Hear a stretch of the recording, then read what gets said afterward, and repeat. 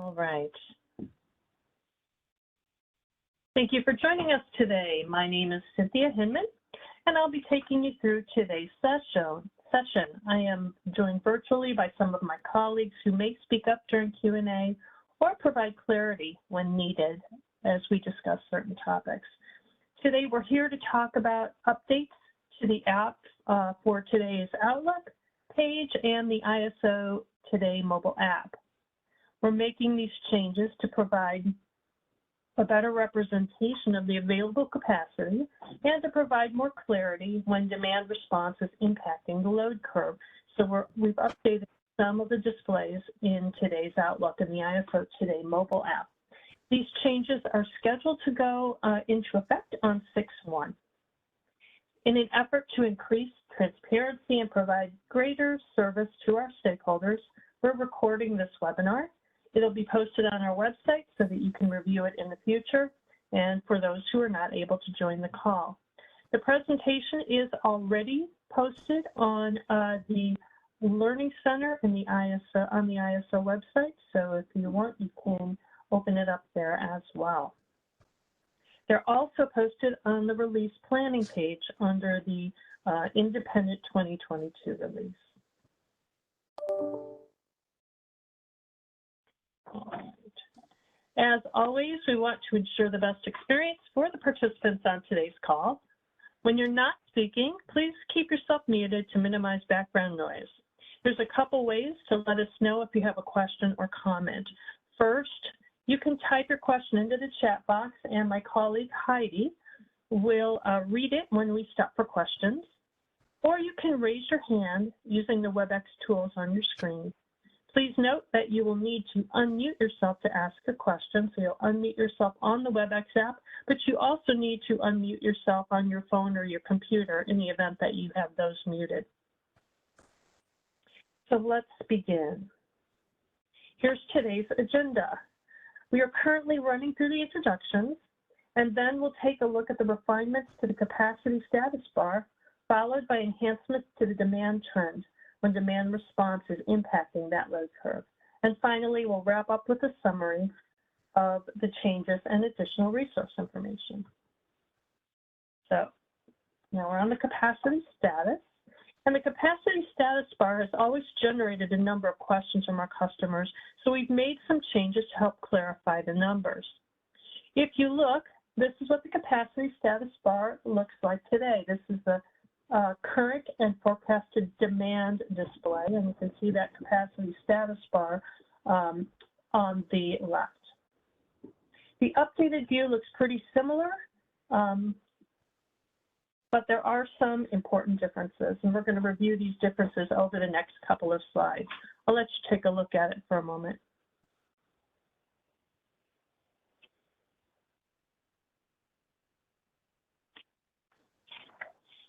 The capacity status bar has been updated, as you can see. The field called Available Capacity, located next to the bar chart, has been replaced with Current Capacity. They're really the same thing, but the new label better describes this value. The current capacity is a good representation of the total current loaded and unloaded capacity. There are some megawatts that are not captured in this number, and some examples are noted at the bottom of the page. So as you can see, we have the little asterisk that kind of shows what is not included in this. The application checks the market data every 5 minutes for updates. However, the RTPD, or real-time pre-dispatch, updates every 15 minutes. So we are checking every 5 minutes, but it's going to update every 15. Next, let's look at the available capacity breakdown. So you can see we have available next 1 to 4 hours, and this displays two numbers. It shows the total of all resources maximum output less current outputs in the next hour and in the next 4 hours. In this example, there's 12,383 megawatts of unloaded capacity available in the next hour. And then looking at the next 4 hours, there's 14,842 megawatts available. The current amount of reserves has also been added. As you can see there, the includes reserves. This number represents the amount of spin, non-spin, and regulation up. This also includes any storage awarded reserves. So this includes reserves, includes the current capacity in the next hour for spin, non-spin, and available reg up. The callouts on the right side of the display have also been updated.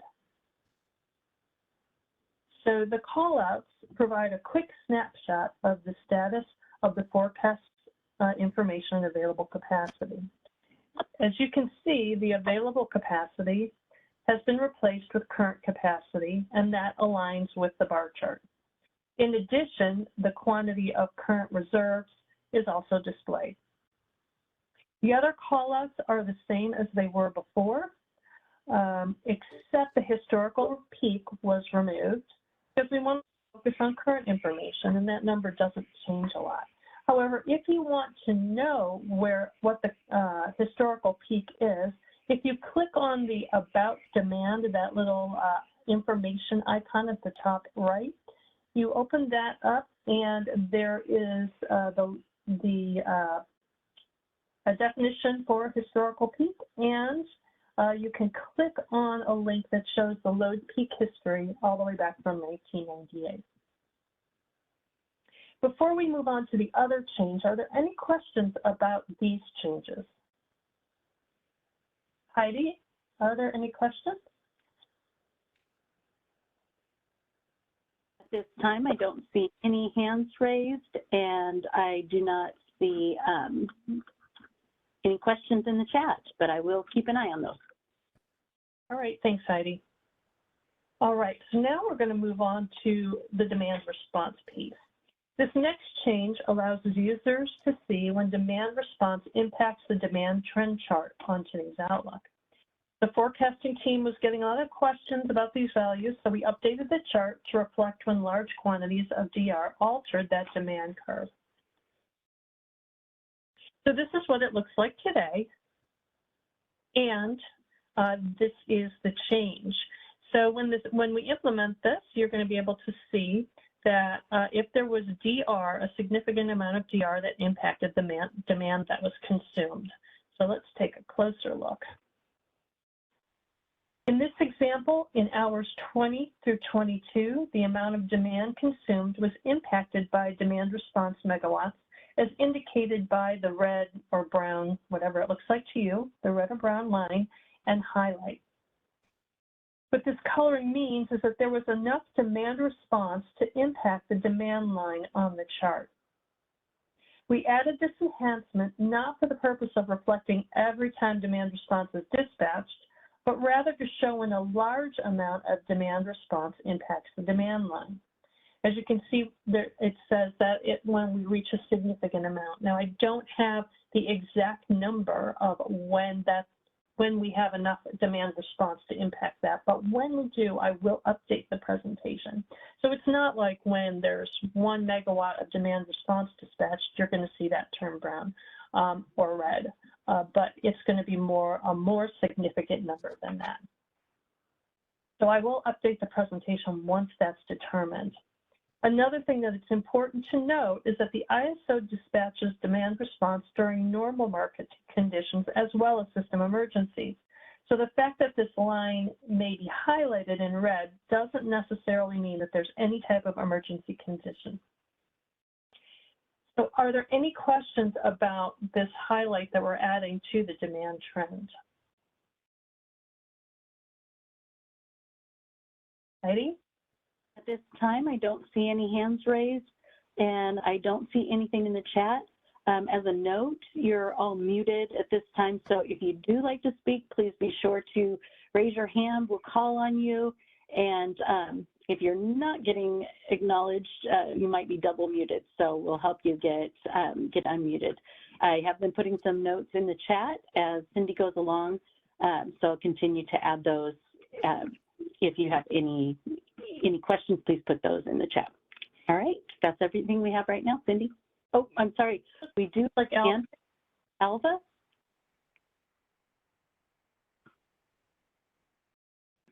Go ahead, Alva. Can you hear me? Yep, we can hear you. Thanks. Okay, great, good. I'm sorry. I didn't want you to go through a whole presentation with absolutely no questions. So my only Well, question, What's my that? only, is there any visibility on the amount of demand response in any other graphs other than just this sort of indication that it happened? Is there an actual graph showing the magnitude anywhere? I do not believe there is, but I will defer to my subject matter experts. Tosh or Michael, are other places where they can find that the magnitude of demand response that was. This is Amber. I can take that one, Cynthia. Thank you. No problem. Although right now we don't have another graph that shows the megawatt amount of the demand response that's getting activated. So we don't have a graph like we do for like the battery resources or anything like that. This would be the only place that you would see it.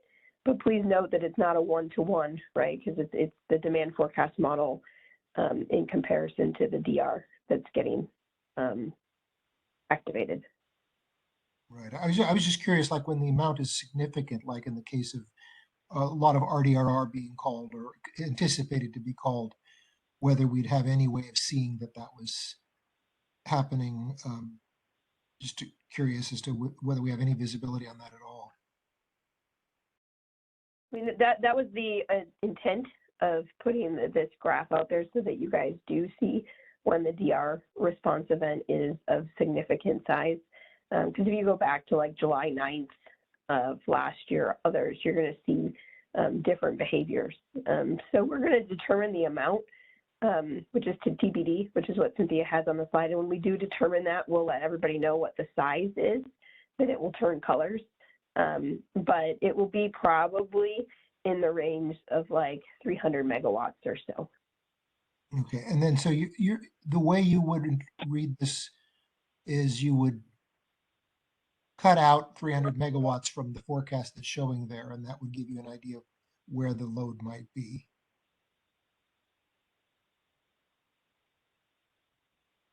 Is that kind of the way you'd interpret it? That you're showing in red the hours where it's having an effect, and then you'd know that the effect was at least 300 megawatts, so the load was at least 300 megawatts lower than what it's showing.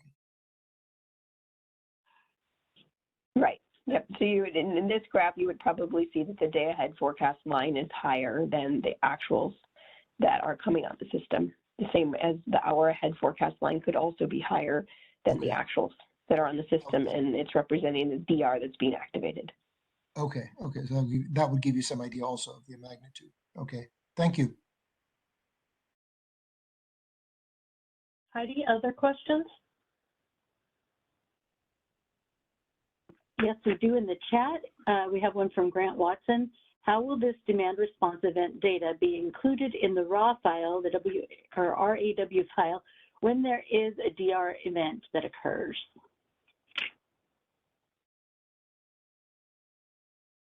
Can someone help me out with that one? Hey, this is Tosh.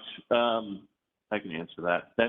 Are you talking about the Excel file that you can download from the chart? If so, there will be basically it'll be anytime there's a 1, that means it's been activated. So it's like a true false. And that's how the data comes in. So hopefully that answers the question. Does that help, Grant? Or oh, yes, he did respond. That helps. Thank you very much. I'm not seeing any other questions or any other hands raised at this time. Thanks, Heidi. All right, let's just wrap it up then, and we will do a little summary of what we just went over. So first, we looked at the current and forecasted demand display, and it better reflects the available capacity status. Once we make this change, And then the demand trend is going to display when we have significant demand response events. So those are the two changes we reviewed today. I will just stop for any final questions. I'll go back here. All right, please remember to raise your hand if you have a question. I'm keeping an eye on that, or else put your message in the chat. Not seeing any hands or any questions in the chat at this time. Thanks, Heidi.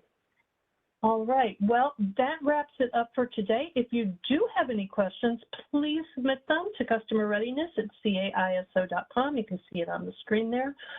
Additionally, I'll be sending out a course evaluation, and I'm hoping you can fill it out so we can continue to improve our training for you in the future. Anyway, if there are no other concerns or questions, I really appreciate you taking the time out today to attend our session. Thank you. We're going to conclude today's session.